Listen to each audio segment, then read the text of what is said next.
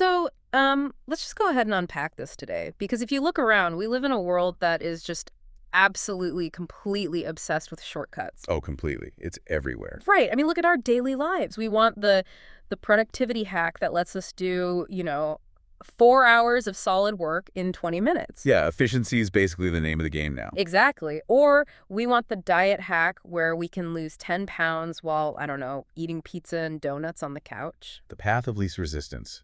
Yeah. Why walk when you can drive? Yeah, why read a whole book when you can just read the 5-minute summary online? It's just this universal human desire. We want the result, the gold medal, the six-pack abs, but we really, really do not want the weight. No one wants to put in the time anymore. No. And usually, when we talk about hacks on the show, we're talking about low-stakes stuff, right? Cleaning your kitchen faster or organizing your inbox. The everyday life optimization stuff. Right. But today, we're looking at what happens when you apply that exact same hack mentality to something that is traditionally supposed to be the hardest, longest, most grueling journey a human being can take.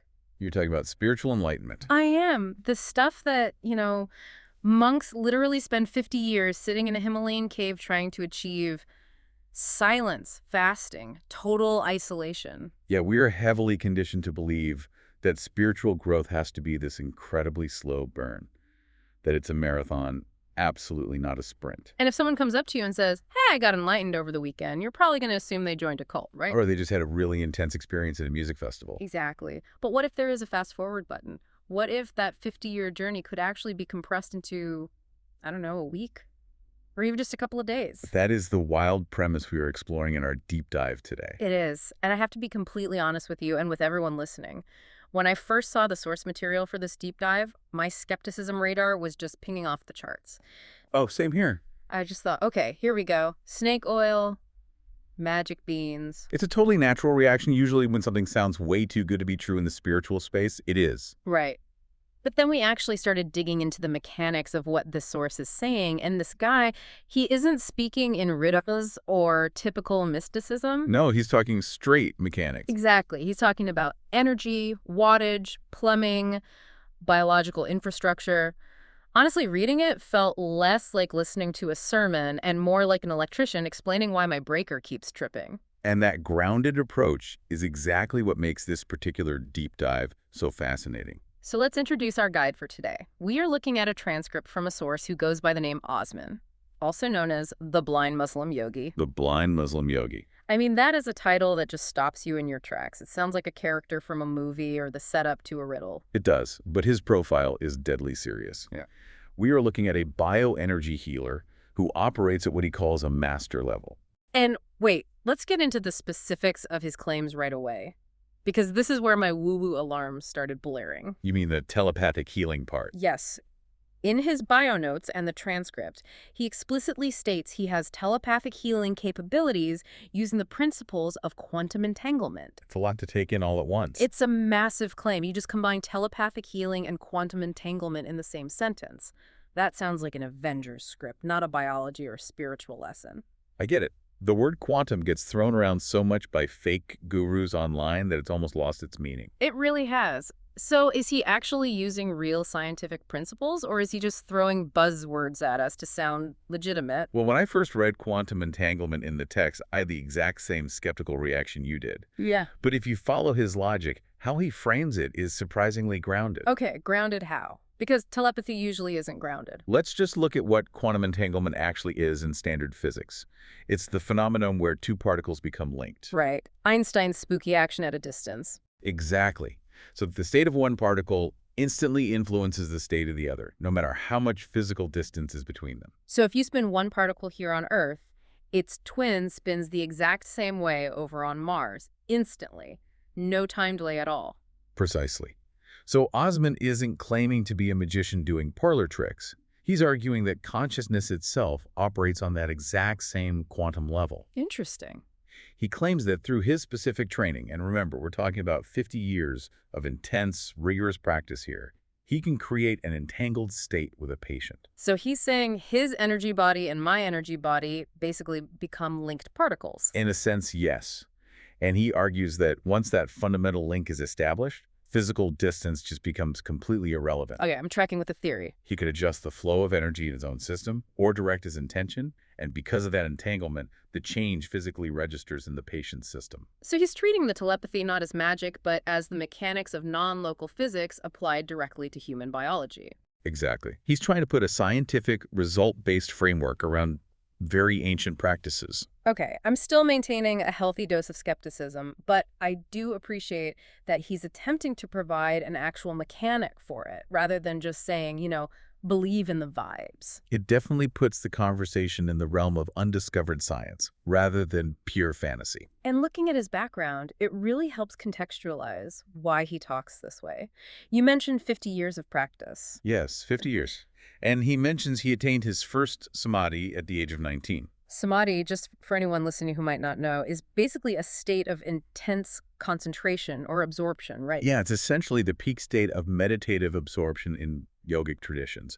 And he hit that at 19. 19. I mean, at 19, I was playing video games in my dorm room and trying to figure out how to do my own laundry without shrinking it. We all were. But what's really compelling about Osman's profile isn't just his early start, it's his current specialization. Right. He's not just running a yoga studio down the street. Not at all. He specifically notes that his practice focuses heavily on critical care recovery and terminal illnesses. See, that is a high-stakes environment. You really can't fake it when you're dealing with critical care. You absolutely cannot. If you're in that room, you need actual results. You can't just tell a terminal patient to visualize peace and hope for the best. Precisely. And his stated mission in these materials is to take something that has been completely mystified for centuries, Kundalini awakening, and break it down into a simplified, result-based science. And he's claiming that this awakening process doesn't need to take a lifetime. Right. He suggests there are two paths: the slow, disciplined road that you walk yourself over months, and the assisted fast track that he facilitates in a matter of days. Okay, so that sets our mission for today's deep dive perfectly. We are going to unpack this biological mechanics claim. We're going to look at the energy he describes, why most of us are walking around with clogged pipes, and how this rapid awakening is supposedly possible without completely short-circuiting your system. And short-circuiting is the perfect segue here. Let's start with section 1, demystifying Kundalini. Let's do it. Because I feel like for a lot of people, the word Kundalini immediately summons images of a sleeping snake coiled up at the base of your spine. It does. It carries a lot of esoteric baggage. It feels very mystical, maybe even a little dangerous, like something you shouldn't mess with unless you're living in an ashram in India. It's often wrapped in so many layers of allegory and ancient symbolism that the actual meaning gets lost. But Osman strips all of that away immediately in the transcript. He doesn't talk about snakes or Hindu goddesses here. No, he asks a much more foundational question. What is the energy that keeps you alive right now? He calls it life force energy. Correct. He defines Kundalini simply as intelligent life force energy. So it's not some foreign magical substance that you have to go out into the universe and catch like a butterfly. Exactly. It's already inside you. It is the literal battery power that runs the human machine. I really loved the example he gave about sleep. It was such a light bulb moment for me because it's so mundane, we just never think about it. The sleep analogy is brilliant. He says, think about what happens when you go to bed. You're exhausted. Your body is physically beaten up from the day. Your brain is fried. Right. You go to sleep, you are completely unconscious, and then you wake up 8 hours later refreshed. And he asks, who did that? What mechanism actually repaired your cells? Exactly. What processed your digestion? What rebooted your brain chemistry while you were literally unconscious to the world? That underlying intelligent mechanism is the Kundalini, according to Osman. It's the energy that carries out repair functions. He says when you get sick, say with a virus, and you recover without taking any medication. Just by resting and drinking fluids. That is this energy at work. It is just the body's innate self-healing capacity. So it's not mystical, it's biological. But wait, this brings up a big question. If we all have this energy inside us, and it's already keeping us alive and healing our cuts and bruises. Why do we need an awakening? Yeah. Isn't it already awake? If it's healing me while I sleep, it's clearly doing its job. Why is there a whole industry built around awakening this thing? It is awake, but it is operating on what Osman would call low power mode. Low power mode? Like when my phone hits 20% and the screen dims. That is exactly it. And this is where his voltage analogy comes into play, which I think is the most helpful way to understand his entire methodology. Let's dig deep into the voltage analogy because everything else he talks about builds on this one concept. Okay, so Osman is essentially saying, you, as a human being, are a high-performance machine that has been chemically and energetically governed to run at idle speed. Governed, like when you rent a U-Haul truck and it has a limiter on the engine so you physically can't drive it over 60 miles an hour? Exactly like that. Yeah. But in this case, the governor is your own nervous system, and it's doing it to protect you. He uses specific numbers for this, right? 10 watts versus 1,000 watts. Yes. So he says, currently, as you and I sit here talking, we are running our bodies at 10 watts. 10 watts? That sounds pathetic. Well, 10 watts is the survival voltage. It's just enough power to digest your lunch, keep your heart beating, let you walk to the subway, and maybe answer some emails. It's the absolute baseline power required to keep the physical organism from dropping dead. Right. But it is nowhere near enough to actually thrive. What does a 10-watt existence actually feel like in daily life? Think about that everyday fatigue. It's that 3 p.m. crash where you absolutely need a cup of coffee just to keep your eyes open. Oh, I know that feeling well. It's that brain fog where you can't quite find the words you're looking for in a meeting. It's getting a small cut on your finger and watching it take 10 whole days to heal. That is a low-voltage system. It works, sure, but it's incredibly inefficient. It's dimmer switch living. And his claim is that we have 1,000 watts just sitting right there available to us. He says the source, the kundalini, or life force, is effectively infinite, but he uses 1,000 watts for the sake of the math. The power is fully available. It's sitting right there at the electrical panel. Huh. But your body, the actual physical wires of your nervous system, what yogis call the nadis, they're too thin, they're brittle. So what happens if I manage to accidentally tap into that full 1,000 watts right now without any of the 50 years of training he has? It wouldn't be a superpower. I wouldn't suddenly be able to levitate or heal people instantly. No, it would be an absolute physical disaster. Yeah. This is a crucial point he makes. The body steps down the voltage intentionally to save your life. Because of the wiring. Think about a house. If you pushed 1,000 watts of electricity through a wire meant for 10 watts, what happens? You get a massive electrical fire, the insulation melts, the wires spark, the light bulb shatters. Exactly. And in a human body, that explosion looks like severe psychosis. Wow. It looks like uncontrollable physical tremors. It looks like intense burning heat running up and down the spine that you can't stop. That sounds terrifying. Osman points out that many people who have accidental, unguided kundalini awakenings end up in psychiatric wards. Because their hardware literally melted down from the power surge. Their nervous system couldn't handle the voltage. So the blockage we always hear about, it isn't just an annoyance keeping us from enlightenment, it's a built-in safety fuse. The body is intelligently saying, I cannot give you the full power right now because your physical vessel will break. That completely reframes the entire practice of yoga for me. How so? Well, usually we think of yoga as just stretching your hamstrings or getting a good workout or looking good in athletic wear. Right, the westernized fitness version of it. But Osman is saying, no. True yoga protocols are essentially upgrading the wiring in your house. You are doing infrastructure work. Right. You're literally building a physical body capable of sustaining a higher electrical voltage. Every single time you do the specific breath work, every time you hold a difficult posture, you are physically reinforcing the cables. So that eventually your system can handle 20 watts safely, then 50, then 100. Exactly. You are thickening the wires so you don't burn the house down when the power turns on. Okay, so we are currently walking around as dim 10-watt bulbs, not because the power plant is broken, but because our wiring is too weak. That's the first part of the problem, capacity. But it isn't just that the wires are thin, right? There is also the issue of them being physically clogged. Yes, this brings us to section 2, anatomy of the blockage. Let's get into the plumbing of the subtle body. So capacity is one thing, how thick the wire is.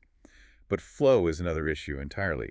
Is the pipe actually clean enough for energy to move through it? And this is where Osman introduces the concept of nadis. Right. Nadis are the subtle energy pathways.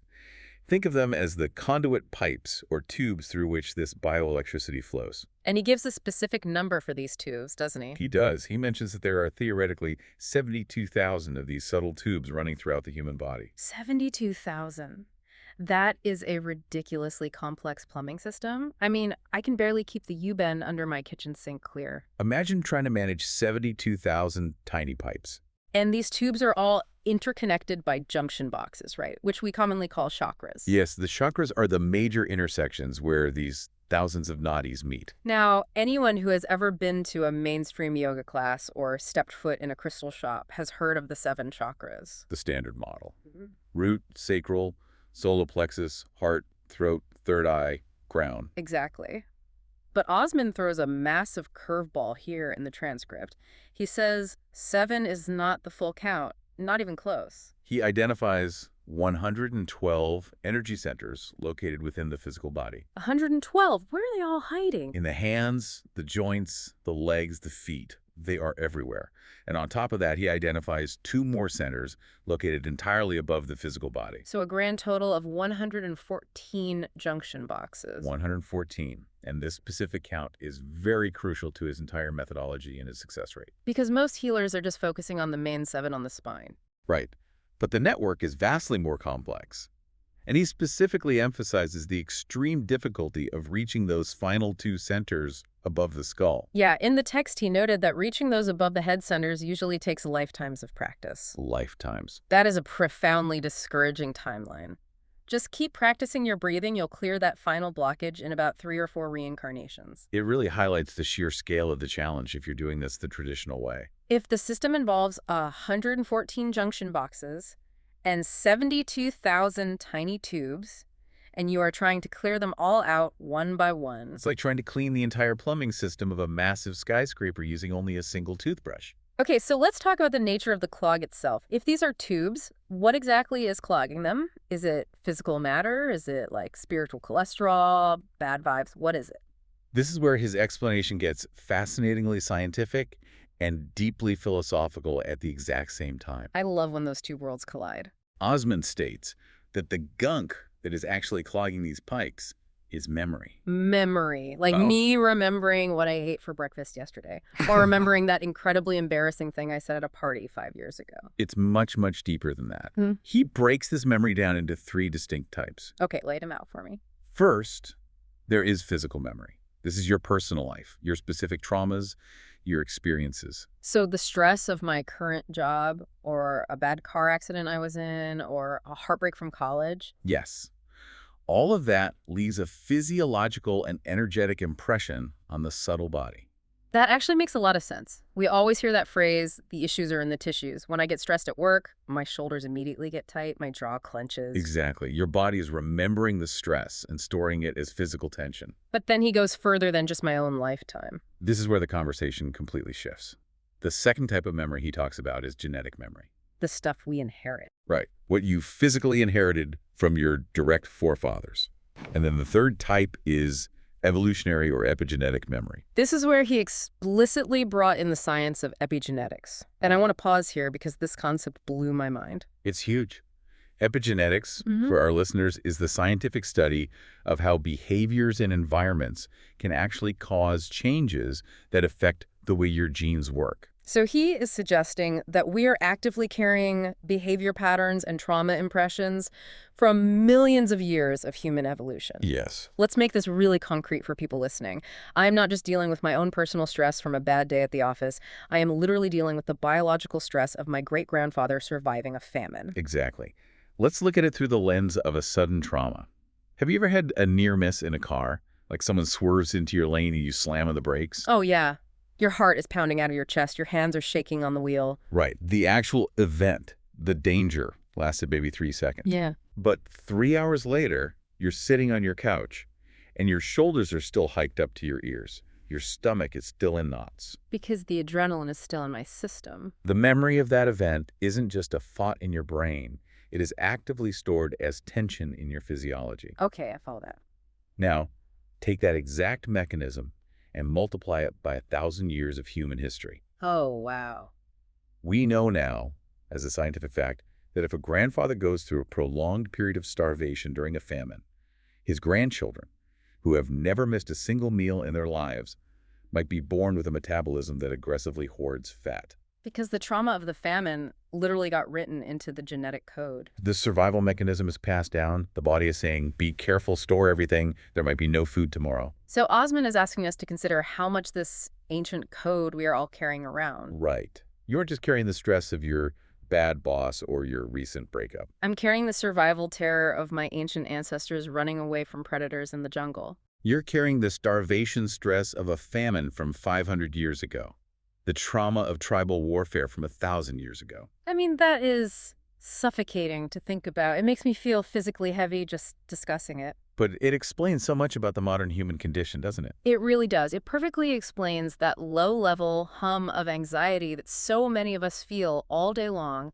even when everything in our actual life is totally fine. You're sitting on a comfortable couch, you are perfectly safe, fed, warm in your house, Yeah.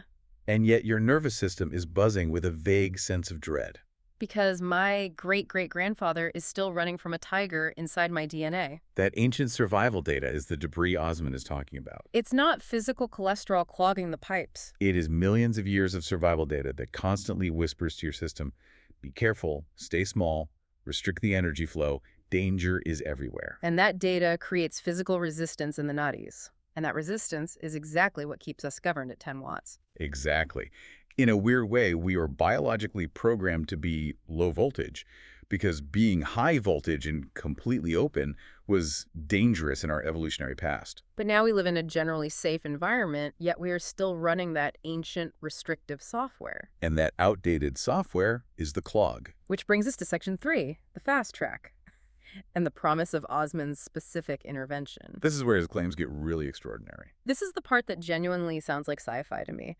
Because Osman claims he has a way to completely bypass the decades-long process of chipping away at this gunk. He says that with his direct energetic intervention, students can have an out-of-body experience in as little as 1 to 2 days. 1 to 2 days, or a week at most. That timeline is radically shorter than the traditional decades or lifetimes. It's a massive acceleration. But how? Logically, how? If I've got millions of years of epigenetic gunk famines, wars, tigers packed into my 72,000 tubes, how does he clear that in a weekend? That seems physically impossible. Well, he describes his method as a very unique, highly personalized protocol for unblocking. Okay. Unlike a standard energy healer who might wave some sage around and say, oh, your heart chakra feels a little blocked, let me just smooth that out, Osman claims to systematically and substantively unblock all 114 points. Even the 2 points hovering above the physical head. Yes, specifically those. Yeah. He mentions that he clears the entire systemic network, the 100 internal and the 2 external. It sounds like he is doing a systemic bioenergetic flush.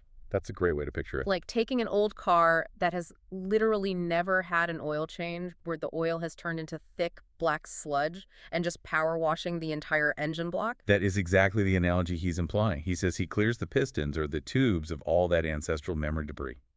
And here's the key mechanical shift that happens once he does that. Once the blockage is completely gone, you do not have to force the Kundalini energy to rise. No, it just happens naturally. Physics takes over. Think of it like a dam holding back a massive reservoir of water. The water inherently wants to flow downstream. Right. The only reason it isn't flowing is because of the concrete dam, the blockage. If you suddenly remove the dam, do you have to get behind the water and push it? No, gravity and pressure take over immediately. It flows because that is its fundamental nature. Exactly. Osman says the Kundalini energy naturally rises the moment the resistance is removed. And he mentioned something really fascinating about mental control here. The responsiveness to thought. Yes. He said, once the system is fully cleared, this high voltage energy becomes completely responsive to your conscious thought. He said in the text, I just think it must flow, and it's flowing. He can direct this massive energy to his knee, his spine, or the right side of his body just by setting an intention. It really does sound like a comic book superpower. My knee hurts today. Let me just divert 500 watts of pure healing energy to repair the meniscus in 5 minutes. In a way, it is a superpower.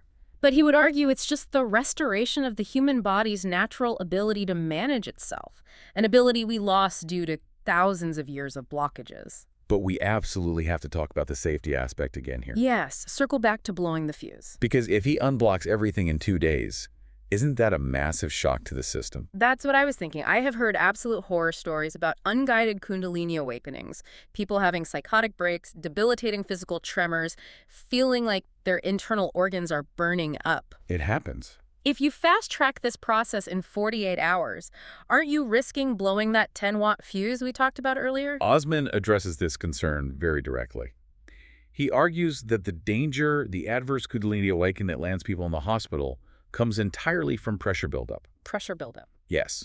If you try to force high-voltage energy through a pipe that is still blocked with debris, the pipe bursts. Okay, that makes perfect mechanical sense. It's like turning a high-pressure fire hose on full blast when the nozzle is glued shut. The pressure builds and builds behind the blockage until something inevitably explodes. But his logic is that by removing the blockages first, before the energy is stimulated to rise, there is no pressure buildup at all. The energy has a completely clear, wide-open path to flow through, so there are no adverse physical side effects. He claims his method is both fast and completely safe, precisely because the heavy infrastructure work is done first, albeit telepathically or energetically by him. It's a fascinating claim. It posits that the energy itself isn't dangerous. The resistance to the energy is what's dangerous. Remove the resistance, you remove the danger. Precisely.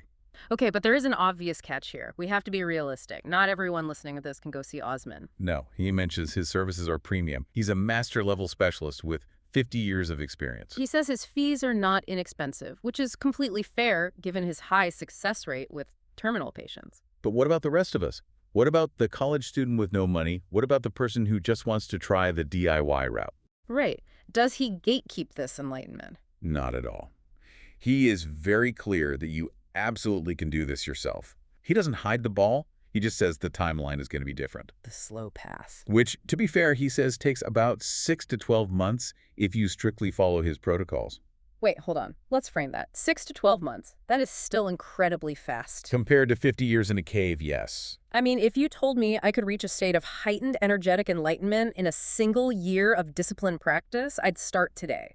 A year is nothing. It is relatively fast, but it requires serious daily discipline. You have to put in the work. And he outlines a specific daily routine for this DIY path that he calls sharpening the sword. I really like that phrase, sharpening the sword. It's very active. It implies that your body and mind are a tool that requires constant maintenance. It's not passive. You aren't just sitting around on a cushion waiting for grace to strike you like lightning. So what does this routine actually look like? It has 3 main pillars. Okay, what's the first pillar? The first is breath work, specifically a technique called alternate nostril breathing with breath retention. Retention meaning you hold your breath at the top and bottom of the inhale. Yes. He advises starting very low, with short counts, and slowly building up your capacity over time. And what does this specific breathing do mechanically? This breathwork is the primary tool for actually cleansing those 72,000 90s. It is essentially the internal scrubbing brush for the tubes. Okay, so step 1, scrub the tubes clean using breath retention. Got it. What is step 2? Step 2 is yoga postures. But he approaches this very differently than most people think. It isn't about flexibility. It's not about doing a perfect handstand for Instagram. No. The postures are strictly for distribution.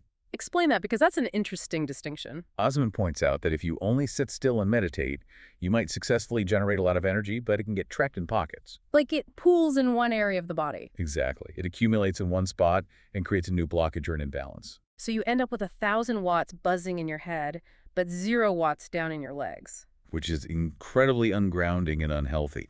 The physical yoga postures ensure that the newly generated energy is distributed evenly throughout the entire systemic network. So the poses act like the circulation system, forcing the fresh energy to reach every single dark corner of the body. Correct. It prevents the energy from stagnating. And then the third pillar of his routine is mindfulness. Now, mindfulness is a massive buzzword these days. It's everywhere. Every corporation has a mindfulness seminar. There are 100 apps for it. But Osman had a very specific, almost mechanical take on what mindfulness actually is. He did. He doesn't view it as just watching your thoughts. He uses it as a literal recharging mechanism. He gave this amazing analogy about reptiles here. The solar battery analogy. I loved this part. It's so visually helpful. He says, look at lizards and reptiles in nature. They sit on a warm rock in the sun to recharge. They are literal solar batteries. They have to physically absorb the heat and energy from the sun just to function and digest their food. But humans, we are completely disconnected from that. We are busy. We're in fluorescent lit offices. We're rushing around in cars. We don't have the time to sit on a hot rock and bask in the sun for 4 hours a day like an iguana. I mean, speak for yourself. I would love to sit on a warm rock for 4 hours today. We all would. But since we can't, Osman describes his form of mindfulness as an active way to pull life force energy into the body from the environment. So it's an active intake, not a passive observation. Right. You are consciously pulling energy in to recharge your internal battery. And he dropped a statistic about his own capacity here that absolutely blew my mind. Oh, the 20-minute recharge. Yes. He said with his level of trained capacity, he can recharge his system fully in just 20 minutes of mindfulness. And not just recharge himself back to baseline. He said he pulls in enough excess energy in those 20 minutes to then go and heal 14 other people from head to toe. That is just terrifying efficiency. That is true 1,000-watt behavior right there. It really illustrates his entire point about capacity. It's like he has a Tesla supercharger built into his biology, while the rest of us are out here using a frayed iPhone cable plugged into a potato. If your internal battery is efficient and your wiring is upgraded, you can pull in a massive amount of charge in a very short window. So, to summarize the DIY path for the listeners, you use breath work to scrub the pipes, you use yoga postures to distribute the flow evenly, and you use active mindfulness to recharge the battery. And if you do that consistently, day in and day out, he says you can see massive results in 6 to 12 months. And he emphasizes that you can find all of these specific protocols and techniques for free on his YouTube channel. He is very adamant about that. You do not have to pay him a dime to do the work yourself. He's not hiding the actual techniques behind a paywall. The paid service is only for when you are in a health crisis or you want him to do the telepathic heavy lifting for you. Let's talk a bit more about Osman himself, because his profile is just so unique. The blind Muslim yogi, it is such a specific intersectional identity. It really is. Mm-hmm. And he leans into it completely. He's not trying to hide any part of his background. We mentioned he's been practicing for 50 years, but what really struck me was his description of his practice intensity. Oh, the daily hours. Yeah, he mentioned there were stages in his life where he used to practice up to 18 hours a day. 18 hours. I did the math on that. That leaves exactly 6 hours a day for sleeping, eating, and basic bodily functions. That borders on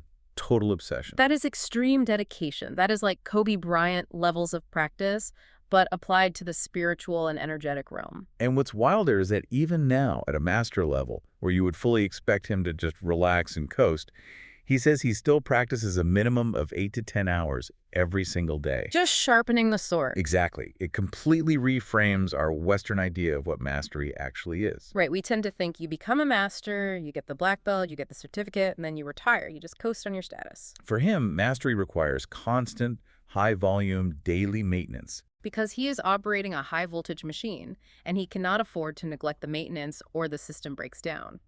It also lends a lot of credibility to his complementary stance on medicine. This is a huge point. He isn't out here saying, don't go to modern doctors, just use my energy. No, and that is a very crucial distinction that separates him from the dangerous charlatans out there. He explicitly states his work is complementary to medical science, not a replacement for it. He isn't telling anyone to cancel their chemotherapy or throw away their prescriptions. He specifically specializes in the areas where traditional medical science hits a brick wall: terminal illness, critical care recovery. He is the guy you call when the doctors finally say, we have done all we surgically and chemically can do, and it's not working. His philosophy is if the medication isn't working, it means the root problem is deeper than the physiological tissue. The problem is in the energy body. Right. He views the physical illness as a lagging symptom of a blockage in the energetic infrastructure. If you fix the energy body, which he sees as the blueprint, the physical body naturally follows suit and repairs itself. It's really interesting how he structures his services, too. He has a very clear ethical divide. It's essentially a freemium model. Exactly. The knowledge itself is free. The YouTube channel, the advice, the breathing techniques, the yoga routines, all free. He says, here are the tools. You can do this yourself. But the execution, the heavy lifting of the telepathic energy healing, that is the paid premium service. It's the difference between an architect handing you a blueprint for a house and saying, go build it, versus hiring that architect's construction crew to build it for you in a week. That's a perfect analogy. Yeah. One costs your own time and sweat equity over months or years. The other costs money. Both paths get you the house. And he directs people to his website, yogawellness786.com, if they want to hire the construction crew for one-on-one consultations. Or to his Patreon for live daily video lessons. But otherwise, he says, just use the free YouTube channel. Before we wrap up, I want to circle back to something we touched on earlier because it is really sticking in my brain. Which part? The idea of genetic memory and epigenetics. Oh, let's absolutely dig back into that. The idea that my blockages aren't just my own personal neuroses or failings, that they are the accumulated, unhealed trauma of my ancestors. On one hand, that thought is completely terrifying. It feels like an impossible amount of baggage to carry around. But on the other hand, it is profoundly hopeful How so? because it means my anxiety, my physical tension, it isn't my fault in a personal, moral failing sort of way. And I'm not inherently broken. I'm just carrying a heady history. Exactly. And if Osman's underlying theory is right, that history can actually be cleared out of the system. It shifts the goal of healing from fixing a broken self to cleaning a dusty house. You aren't fundamentally flawed, you are just covered in the epigenetic dust of history. And interestingly, this totally aligns with what cutting-edge science is seeing in the study of epigenetics right now. We know for a fact that trauma markers can be passed down. We know that high-stress environments in one generation can alter the gene expression in the offspring. Osman is basically just giving that biological evolutionary mechanism a spiritual and energetic vocabulary. He calls it debris. Debris in the nadis. And when you do this work, when you clear that debris, you aren't just helping yourself feel better today. No, theoretically, you are stopping that transmission to the next generation. You become the end of the line for that specific ancestral trauma. You break the cycle. That is the real bigger picture implication of everything we've talked about today. If you clear your nadis, if you upgrade your wiring from 10 watts to 1,000 watts, you are literally changing the trajectory of your lineage. So, zooming all the way out, Yeah. we essentially have two paths presented to us. You can be the gardener, out there every single day with your trowel, painstakingly weeding the garden, doing the alternate nostril breathing, holding the yoga postures. It is honest, hard work, it takes time, but eventually you get a beautiful, clear garden. Or you can hire the landscaper. The bioenergy healer who comes in with the heavy machinery, the telepathic quantum entanglement, and clears the entire lot in a few days. But either way, whichever path you choose, the ultimate goal is the exact same. To get the current flowing freely again. To upgrade from a struggling 10 watts to a brilliant 1,000 watts. And to access that intelligent life force that inherently knows how to heal your body better than your conscious mind ever could. It really challenges the entire way we look at our own human potential. We just accept fatigue. We accept slow healing as a fact of age. We accept brain fog and low-level anxiety as just the normal cost of being alive in the modern world. But Osman is suggesting that what we call normal is actually a systemic malfunction. It is a high-performance system permanently running at 1% capacity. That is the biggest takeaway for me. We are sports cars operating with a parking brake, securely pulled up. We've just completely forgotten the brake is even there. So, for everyone listening right now who is intrigued by this, maybe you want to try the breathing techniques. Or maybe you are just morbidly curious about a guy who meditates 18 hours a day. Where do they go to find this? The source material directs everyone to his YouTube channel, simply titled The Blind Muslim Yogi. That is where all the free protocols, the yoga techniques, and the playlists are located. And for the premium stuff, the energy healing service, or just to read more deeply about his background and his success rates with critical care patients, the website is yogawellness786.com. And he has a podcast too, right? Yes, you can search The Blind Muslim Yogi on both Spotify and Apple Podcasts to hear his talks directly. It is definitely worth a look. I mean, even if you are incredibly skeptical and you don't buy the telepathic quantum healing part at all, the breathing techniques alone seem like a very solid investment of your time. Absolutely. Sharpening the sword is never a bad idea, no matter what your belief system is. Before we officially sign off today, I want to leave the listeners with one final, slightly provocative thought. Lay it on us. We spent this whole deep dive talking about the individual body upgrading from 10 watts to 1,000 watts. Osman says we are physically and energetically capable of this massive energy flow. Right, the capacity is there. If that is biologically true, if every single human being on Earth has the latent potential to operate at 1,000 watts, to be self-healing, to have that kind of extreme mental clarity, what would the human species actually look like if everyone upgraded their wiring at the same time? Man, That is a profound question. Would we even need hospitals in the way we do now? Probably not. Would we still have wars, or would we all be so deeply connected to this shared intelligent life force that violent conflict just becomes biologically obsolete? If we were all fully unblocked and actually connected to that quantum unity he talks about, Mm. it's very hard to imagine we would be living the exact same world we are today. Maybe that is what the next stage of human evolution actually looks like. Not growing wings or moving to Mars, but just internally clearing the pipes. I think you might be right. It's definitely something to chew on while you are stuck in traffic today. Maybe try some of that alternate nostril breathing while you wait for the red light to change. Just please do not close your eyes if you are behind the wheel. Very good disclaimer. Keep your eyes open, but keep your nodders clear. Exactly.